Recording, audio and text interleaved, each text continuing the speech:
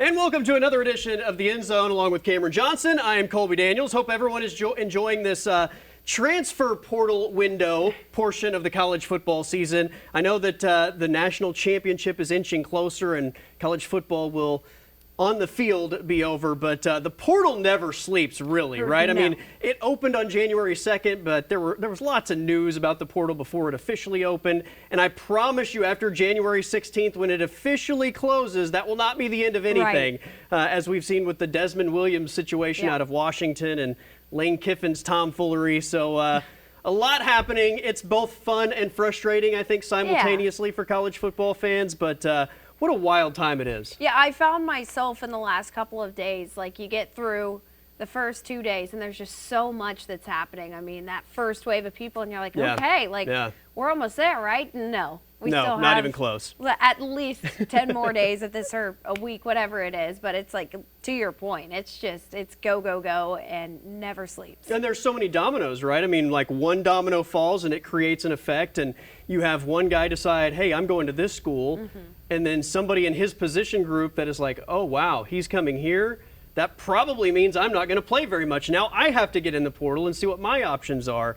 And, I mean, that's happened everywhere. That's obviously happened here in the state of Oklahoma. We've seen it over the last week. But it's just the Wild West. It is just a free-for-all frenzy that nobody seems to have an idea of how to corral. The timeline as far as it happening while the playoffs are going. I mean, the whole thing is just bananas. And there I am clicking refresh on all the different sites trying to see like who the latest commitment is and if OU or OSU or Tulsa is going to gain or lose anybody significant at any given moment. Well, what also makes it wild too is not even just the player standpoint, just this window of time. I mean, like you had the whole Ole Miss situation of, okay, we made it to the semifinals, but are we even going to have our coaches for that? I mean, it's just like unreal, as crazy as it gets this time of year. Well, let's talk about Oklahoma. Before we talk about what they've done in the transfer portal, we got to talk about a coaching change because Jason Witten, former Dallas Cowboy icon, if you will, is the new tight end coach in Norman. Two-time All-Pro, 11-time Pro Bowler, one of the all-time great Dallas Cowboys. Look, I don't know how great a coach he is. I know he's been coaching high school in Texas, but I don't think this can be a bad thing in any way. No, and especially, I mean, you and I have a little bit of Cowboys fandom in there. Soft spot for sure. Yeah, it's nice to see another one of them find their way to Norman. I mean, on paper, you see a big name like that, you can't help but get excited. Again, to your point, who knows what his coaching capabilities are like, but that's going to be a good recruiting factor as well. So for now, I would be excited about that. If you want to get big-time tight ends, get a future Hall of Fame tight end to come coach tight ends, and maybe that changes things. Really, since Mark Andrews was in Norman, the tight end position has been something that most fans have been pretty underwhelmed by. And then Joe John Finley was fired last week. Speaking of tight ends, Oklahoma got a couple of big-time additions via the transfer portal. We got to start with Rocky Beers. I mean, first of all, the NIL opportunities that exist with this guy are off the charts. He's the brother of Reagan Beers, the OU women's basketball star.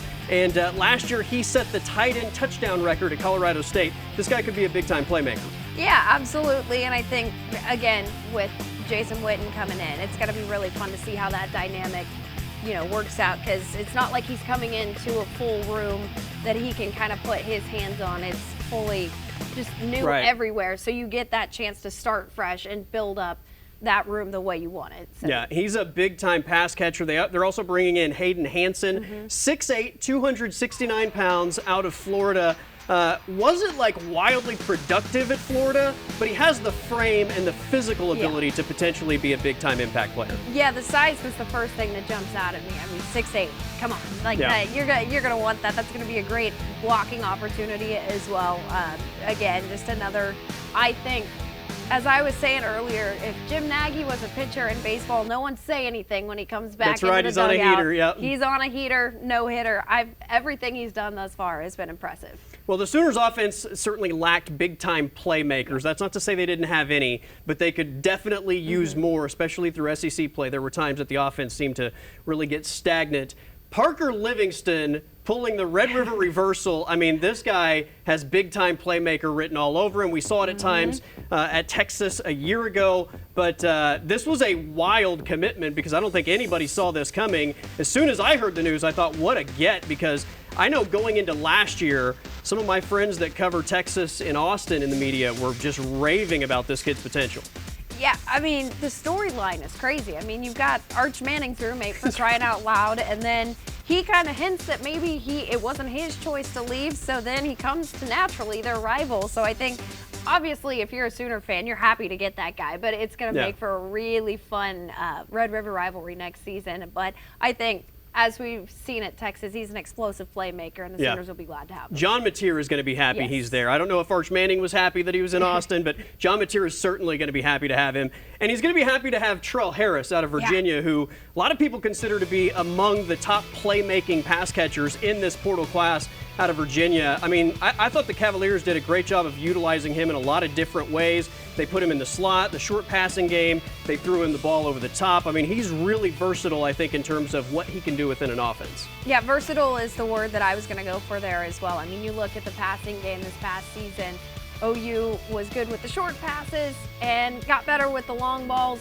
But when you have a player like that, you're going to start to see those intermediate passing game hopefully improve. I think it's just nice to be able to have someone who can do a little bit of everything and be a Swiss Army knife. Well, and seemingly more big playmakers, right? Yeah. I mean, Isaiah Satania kind of felt like the only big playmaker in the passing game, and I know there were other guys that had some big moments, but nobody else really felt like, hey, that's a guy that you want to throw the ball to in big moments. It was Isaiah Satania and then not really anybody else in the passing game. So big time gets for Jim Nagy, and expect that Sooner offense to look a lot different, at least personnel-wise, going into 2026. All right, we got to take a timeout. We're going to talk Oklahoma State football because they currently have the #2 ranked portal class in the country, a complete overhaul offensively. We'll talk about it next on the End Zone.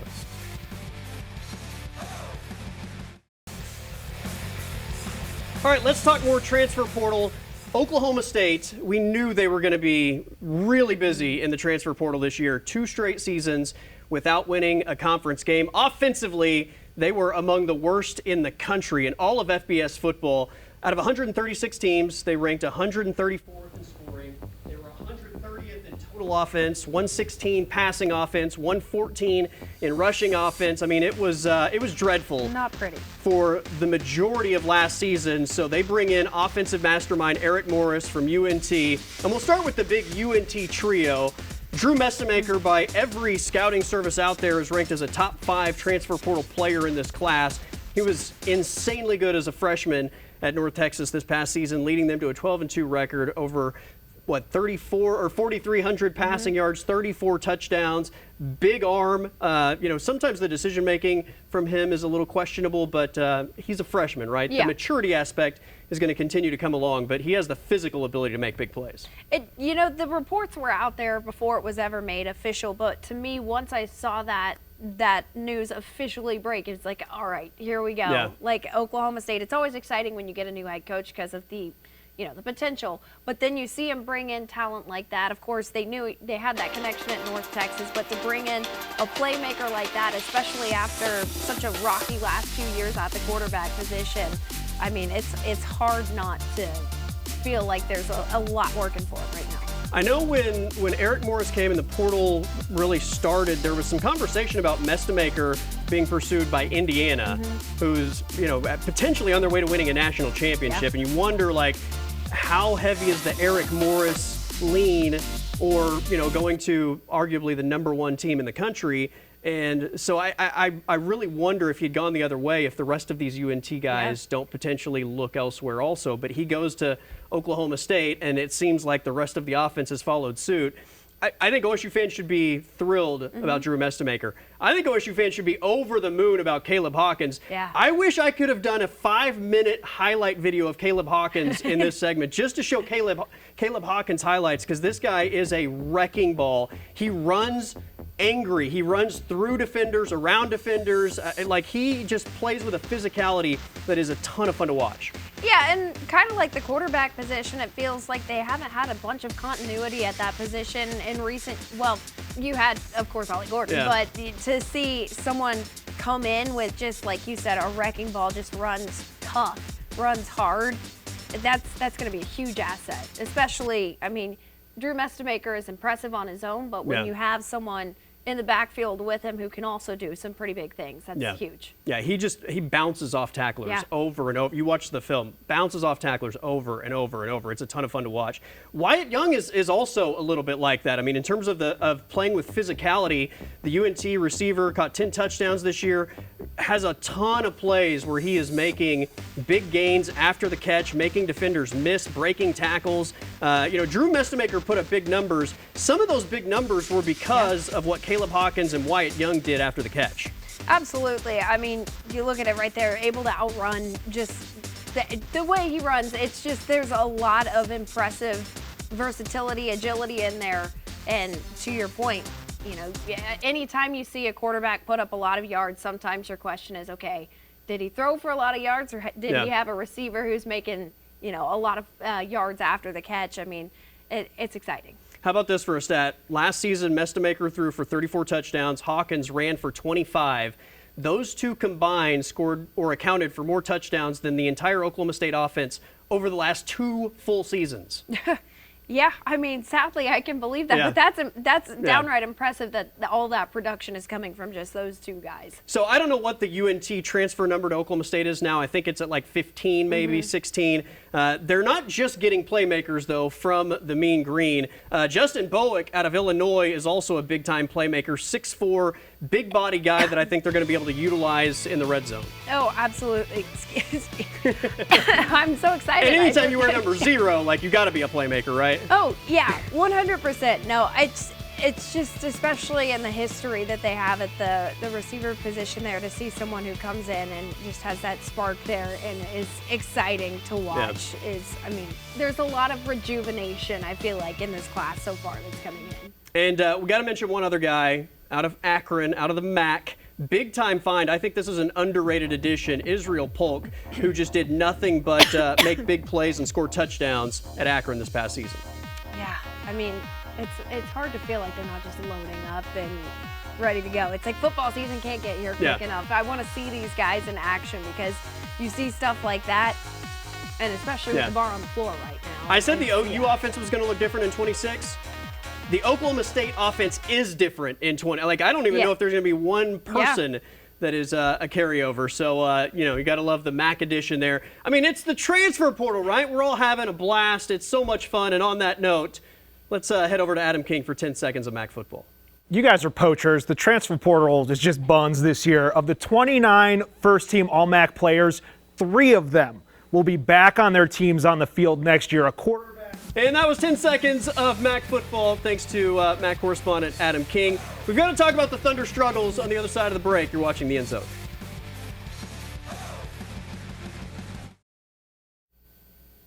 Well, enough of the transfer portal. Let's talk about the Oklahoma City Thunder. So December 10th, they win their 24th game out of 25, tying an NBA record. They're 24-1. Everybody has basically crowned them champions. They're going to break the record. They're unstoppable, right? Cancel NBA seasons to come. Nobody's getting in the Thunder's way. Then they go to Las Vegas for the NBA Cup semifinal. They are now 7-6 since that Spurs loss, thanks to the overtime win over the Utah Jazz the other night. But they've not been playing great basketball. Everybody wants to know what's wrong with the Thunder. So my buddy Anthony Morrow answered that question. It's 82 games, bro. Like, it's no way, and I'm not saying it's a bad thing, but there's no way that you're not going through some adversity. Right. Like, it's so much that goes on with players, organizations, coaches. Like, and I'm not saying they're in a bad space, but some of the things that was working earlier in the season is not going to be working going into All-Star break or after All-Star. You know what I'm saying? And it's nothing wrong with that. This is it. It's the best players in the world, so, I mean, it happens. And I don't think there's nothing wrong with it at all, because I think they will still end up in the finals. Important lesson there. They're people. Did you really, we all kind of forget, and I know this, but I'm kind of guilty of this at times too. Like, you look at a team and you just think, like, this guy's a football player, and there's nothing else going on in his life. And nothing else should be impacting like his physical ability to just go on the field and perform. And that's not reality at all. No. And the one plus side, I think in the long run there's several plus sides, but I'm glad that this rough stretch is happening when it is. I mean, you take this now as opposed to come playoffs, but yeah, it's, what was it, 2 back-to-back losses in 2 weeks, and then flirting with a third straight loss against Utah. It makes you scratch your head for sure. And I think I also saw a stat in there somewhere too. I don't remember the exact numbers, but was talking about the records that the Thunder had with and without Jalen Williams, J-Dub. And it's been really interesting to see. I don't know if, correlation equals causation or if there's anything there, but it's interesting to watch them. Well, have and tons to of work moving it out. parts that you have to make work together. It's, I mean, there's been a lot of different things, I think, to throw into the why as to the Thunder struggles. Speaking of Jalen Williams, after the Utah game, he discussed dealing with these struggles. I think everything's about perspective. It's like, this doesn't sound cocky, but like, we win just the last 3 years, we win so much. When we have like a normal human stretch of like losing a game or two that we shouldn't have lost, like the world freaks out. You know what I mean? So it's like a thing that we do internally that's a good job of like just going out there and playing. Like, we're not superheroes. Like, we have human moments. Like, we are human. Like, we get physically and mentally tired just throughout the season. And I feel like that kind of showed just in that stretch. And that's something we just get to work on and like get better with. But it's just a part of the game. Like, you're gonna, like, every team this year has lost a couple games that they wish they can have back. And we understand that. It's just like how many of those can you limit during the season, and how much better can you get because of it. And that, we'll take any win we can get. I mean, that's about as honest as it gets. I love hearing his perspective, and he had a lot of other interesting comments after the game the other night. SGA on getting through these struggles and getting on the brighter side of things. Take accountability. You have to, like, be willing to embrace it as well. Like, Sam told me this a long time ago, like, success isn't linear. Like, it goes up and down. And you stick at it long enough, you'll eventually get where you want to go. But yeah, it's no different than any other sport. Every team goes through rough patches. Nobody's gone 82-0 in the NBA season for a reason. It's a hard league, the hardest basketball to play in. And yeah, we're gonna have games where we don't play our best, and it might look like 2 games, it might look like 2 weeks, it might look like 2 months. But taking the steps forward and persevering through it is the only way you get better, and don't let it make you worse. I mean, as sports fans, we know that all teams go through rough patches. I think a lot of Thunder fans have said something along the lines of the body language, I think, through this stretch at times has been concerning because they've looked physically defeated. Well, the Kansas City Chiefs, not comparing them, but in the middle of their dynasty, they had that 1 year where they looked really good, and then you had last season, granted, we won't talk about what happened in that game, but they kind of stumbled their way in, but still made it to the Super Bowl despite being rough. So, again, not comparing apples to oranges there. All I'm saying is there's a long way to go. There's a long way to go, and I am not too concerned yet. All right, it's Wild Card Weekend coming up, so let's make some game picks to wrap up the show.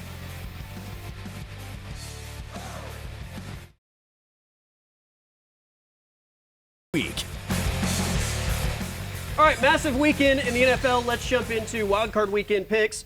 Rams at the surprise of the NFL, Panthers. Yeah, you said surprise, and I think that's for good reason. They just barely made it in to that playoff spot. I think the Rams are a much better team.